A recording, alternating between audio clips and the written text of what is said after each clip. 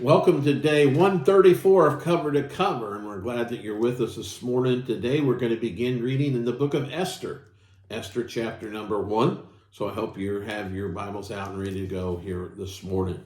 Now it came to pass in the days of Ahasuerus, this is Ahasuerus, which reigned from India even unto Ethiopia, over 127 provinces, that in those days when King Ahasuerus sat on the throne of his kingdom, which was in Shushan the palace, the 3rd year of his reign, he made a feast unto all the princes and his servants, the power of Persia and Media, the nobles and princesses of the provinces being before him. When he showed the riches of his glorious kingdom and the honor of his excellent majesty many days, even 180 days. And when these days were expired, the king made a feast unto all the people that were present in Shushan the palace, both unto great and small, 7 days in the court of the garden of the king's palace, where were white, green, and blue, and hangings fastened with cords of fine linen, and purple to silver rings, and pillars of marble. The beds were of gold and silver, upon a pavement of red, and blue, and white, and black, and marble. And they gave them drink in vessels of gold, the vessels being diverse one from another, and royal wine in abundance according to the state of the king. And the drinking was according to the law, none did compel, for so the king had appointed to all the officers of the house that they should do according to every man's pleasure. And also Vashti the queen made a feast for the women in the royal house, which belonged to the king Ahasuerus.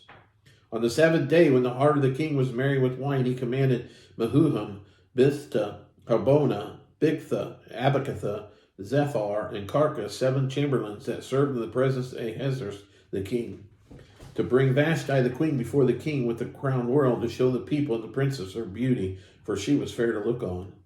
But the queen Vashti refused to come at the king's commandment by his chamberlains. Therefore was the king very wroth, and his anger burned in him.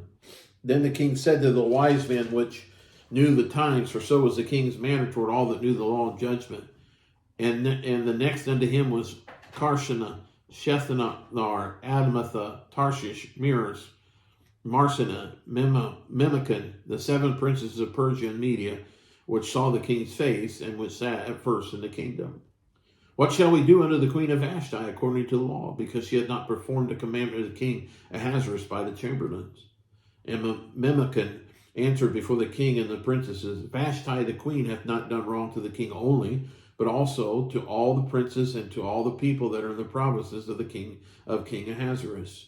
For this deed of the queen shall come abroad unto all women, so that they shall despise their husbands in their eyes when it shall be reported. The king Ahasuerus commanded Vashti the queen to be brought in before him, but she came not. Likewise shall the ladies of Persia and Media say this day unto all the king's princes which have heard of the deed of the queen, thus shall there arise too much contempt and wrath. If it please the king, let there go a royal commandment from him, and let it be written among the laws of the Persians and the Medes, that it be not altered, that Vashti come no more before the king Ahasuerus. And let the king give her a royal estate unto another that is better than she. And when the king's decree which he shall make shall be published throughout all his empire, for it is great, all the wives shall give their husbands honor, both to great and small. And the saying pleased the king and the princes, and the king did according to the word of Memucan. And he sent letters unto all the king's provinces, and to every province according to the writing thereof, to every people after their language, that every man should bear rule in his own house, and that it should be published according to the language of every people. Chapter number 2. After these things, when the wrath of the king Ahasuerus was appeased, he remembered Vashti and what he had done, and what was decreed against her. Then said the king's servants that had ministered unto him, there to be fair young virgins sought for the king.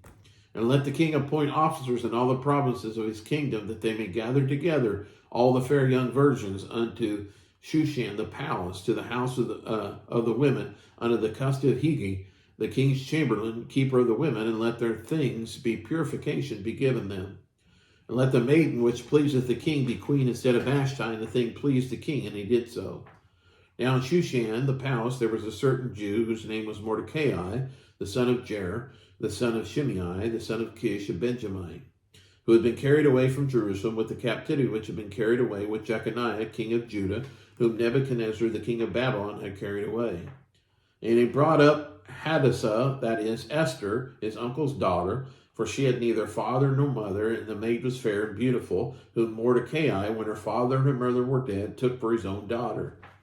So it came to pass, when the king's commandment and his decree was heard, and when many maidens were gathered together unto Shushan the palace, to the custody of Hegai, that Esther was brought also unto the king's house, to the custody of Hegai, keeper of the women.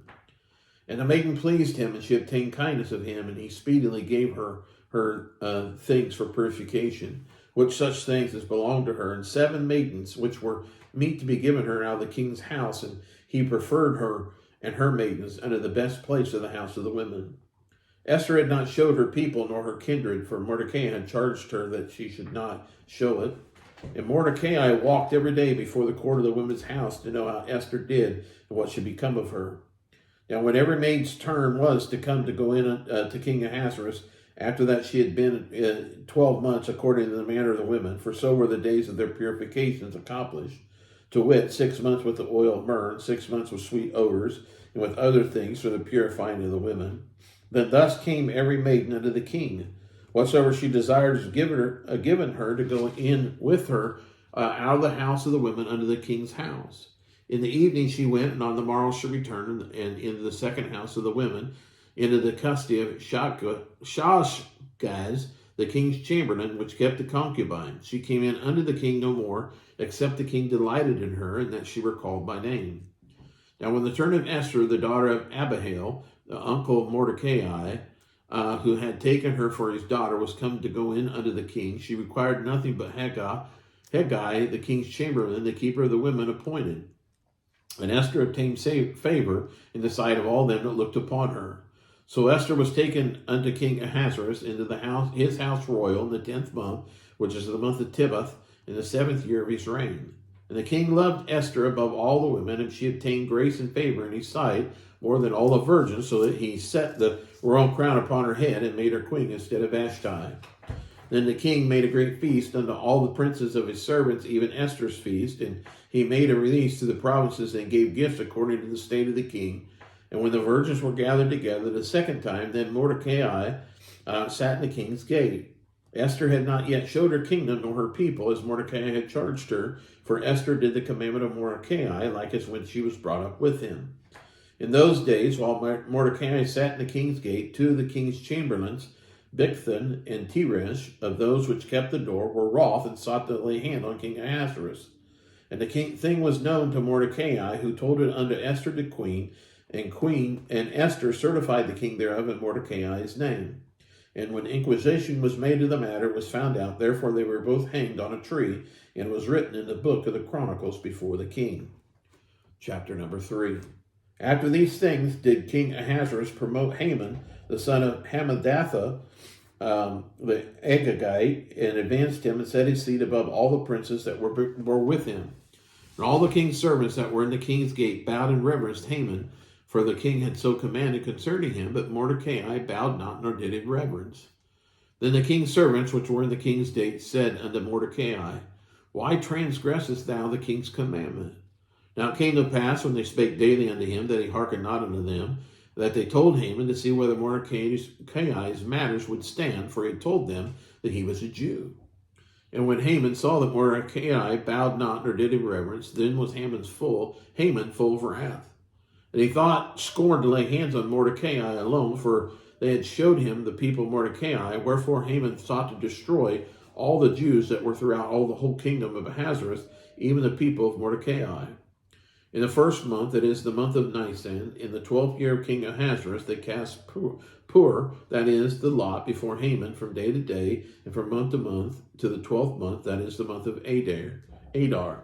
And Haman said unto the king Ahasuerus, There is a certain people scattered abroad and dispersed among the people in all the provinces of thy kingdom, and their laws are diverse from all people, neither keep they the king's laws.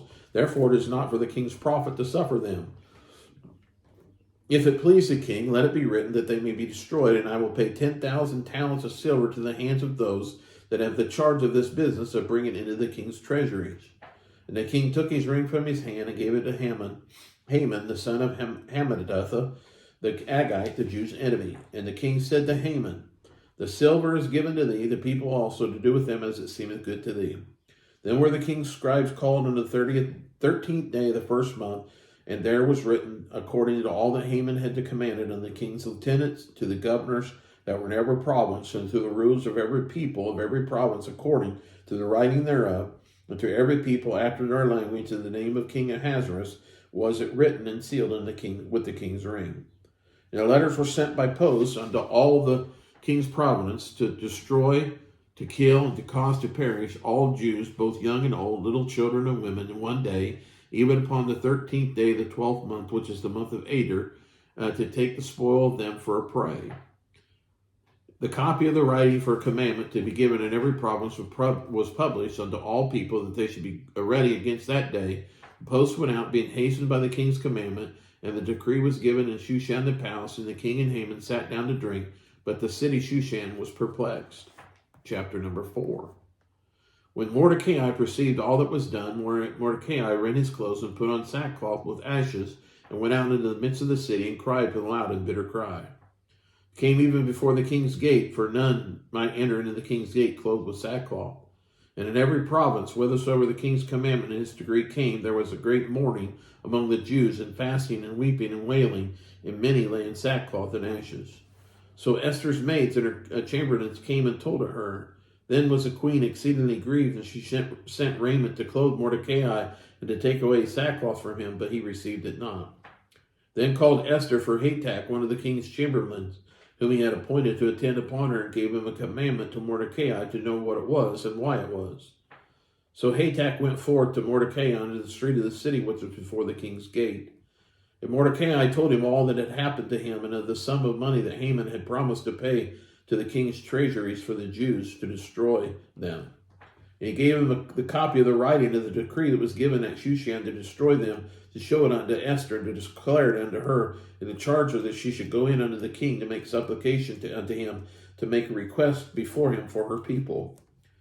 And Hatach came and told Esther the words of Mordecai, and again Esther spake unto Hatach, and gave him commandment unto Mordecai. All the king's servants and all the people of the king's province do know that whosoever, whether man or woman, shall come in unto the king in an inner court, who is not called, there was one law of his to put him to death, except such to whom the king shall hold out the golden scepter, that he may live. But I have not been called to come in unto the king these 30 days. And they told to Mordecai Esther's words. Then Mordecai commanded to answer Esther, think not with thyself that thou shalt escape in the king's house more than all the Jews. For if thou altogether holdest thy peace at this time, then shall their enlargement and deliverance arise to the Jews from another place. But thou and thy father's house shall be destroyed, and who knoweth whether thou art come to the kingdom for such a time as this? Then Esther bade them return Mordecai this answer. Go gather together all the Jews that are present in Shushan, and fast ye for me, and neither eat nor drink 3 days, night or day. I also and my maidens will fast likewise, so will I go into the king, which is not according to the law, and if I perish, I perish. So Mordecai went his way and did according to all that Esther had commanded them. That concludes day 134 cover to cover, and look forward to reading with you tomorrow. God bless you.